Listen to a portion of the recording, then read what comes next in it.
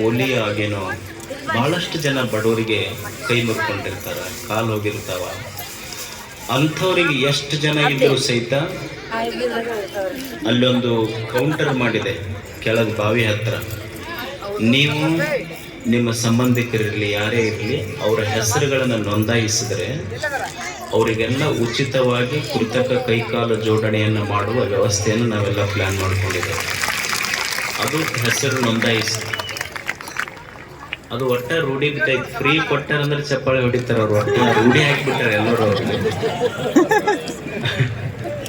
ಇಲ್ಲ, ಅದು ಬೇರೆ ನಮ್ಮದು ಬೇರೆ. ಅವ್ರು ಹೆಂಗೆ ಕೊಡ್ತಾರೋ ಗೊತ್ತಿಲ್ಲ.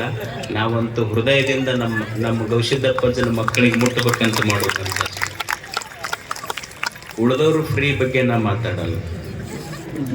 ಆಮೇಲೆ ಯಾರು ಶಾಲೆಯ ಮಕ್ಕಳದಾರ, ಶಾಲೆಯ ಮಕ್ಕಳಿಗೆ ಅವರಿಗೆ ಉಚಿತವಾಗಿ ಓದಲಿಕ್ಕೆ ತೊಂದರೆ ಆಗ್ತದೆ, ಅವ್ರಿಗೆ ಕಿವಿ ಕೇಳದೇ ಇದ್ದರೆ ಅಂಥ ಮಕ್ಕಳಿಗೆ ಉಚಿತವಾಗಿ ಶ್ರವಣ ಸಾಧನಗಳನ್ನು ಕೊಡ್ತಾರೆ. ಅದಕ್ಕೆ ಅವ್ರ ಹೆಸರು ಇದ್ದರೆ ಅಲ್ಲಿ ನೋಂದಾಯಿಸ್ಬೇಕು.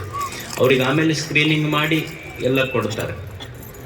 ಭಾಳ ಜನ ಕೇಳಿದ್ರು, ನಮಗೆ ದೊಡ್ಡವರಿಗೆ ಯಾಕೆ ಕೊಟ್ಟಿಲ್ರಿ ಅಂತ ಕೇಳಿದ್ರಿ ಕೆಲವು ಮಂದಿ.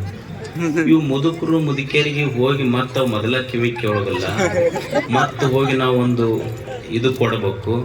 ಅವು ಮಕ್ಕಳು ಸ್ವಸ್ಥರು ಬೈದಿದ್ದು ಮತ್ತೆ ಕೇಳಬೇಕು, ಅವು ಜಗಳ ಆಡ್ಬೇಕು, ಅವು ತೊಗೊಂಡು ಮಠಕ್ಕೆ ಬರ್ಬೇಕು, ಮತ್ತು ನನ್ನ ಕೆಲಸ ಬಿಟ್ಟು ಜಗಳ ಬಗೆಹರಿಸ್ಬೇಕು.